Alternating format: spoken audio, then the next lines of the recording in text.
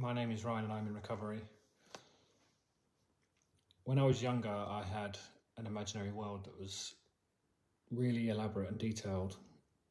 It wasn't like a fantastical world like Harry Potter or Lord of the Rings or anything like that. It was basically the same as the real world, except everything had a different name, and there was a kind of different version of myself within that world. You know, like there was, I'm trying to remember some of the things. There's a newspaper called the Daily Edition or the Sunday Edition on a Sunday. There was a football team called Barley Lane, which, you know, it doesn't really even make sense as the name of the best football team in the world, but it was like the road down the road to my nan's house. I'm guessing that's what I named it after. A lot of this stuff, it started, so I don't even remember it starting, so it's from before my kind of memory. That must have been when I was like 3 or 4 years old, this kind of imaginary world I started building. So what's funny is that a lot of the names for the things don't really make sense. Like one of the main characters in this world was called Gary George, which sounds like a weird, stupid name, but yeah, it was like, I guess he was kind of a David Beckham type character with bleach his hair and date models and stuff like that. But it was really, really detailed, like down to like street names, different families and their birthdays. They would celebrate all their birthdays. They would have their hair cut. Everyone would have specific jobs. There was a chart show that I guess was kind of like Top of the Pops, and there was a band called, I think they were called The Sting, and they were kind of like a guitar band, and I would almost all play out the songs in my head and stuff like that, and the band would go on tour and have arguments and fights.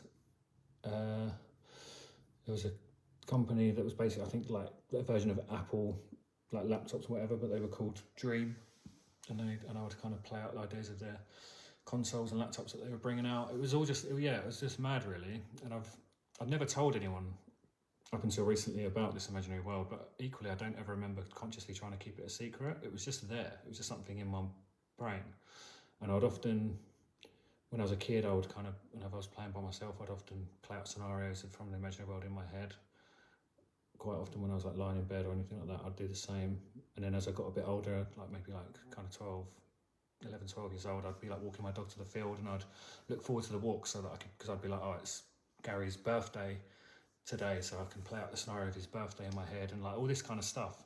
And I'd be really rigid with it. Like, yeah, like I say, like things had kind of funny names that I'd named when I was maybe like 5 or 6. As I got to like 12 or 13, I was like, The Sting's a rubbish name for a band, but I can't change it now because it's like locked in. Even though it's imaginary, it was in my mind, it was so real that once it's got its name and it's established in my mind, it couldn't be changed.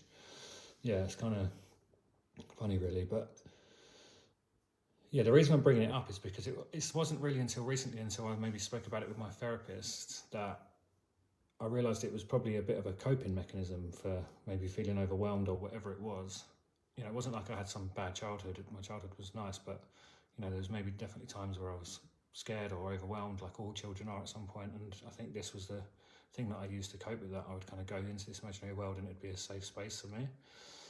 As I've got older and I've become an adult, I don't use my imaginary world anymore. I still would kind of every now and then just check in almost and just remember the key characters and that kind of stuff, but it was never like gone are the days where I would like remember birthdays and really specific details of things. The only time I really use it as an adult is sometimes if I'm struggling to sleep, and well, that's quite often, I guess, from my using and from working in late night events and stuff like that. My sleeping patterns have always been all over the place, and I've always really struggled with my sleep, and I'd use that as a tool to try and get me to fall asleep. Like I'll just run through a scenario in my head over and over again, and eventually it would kind of help me nod off.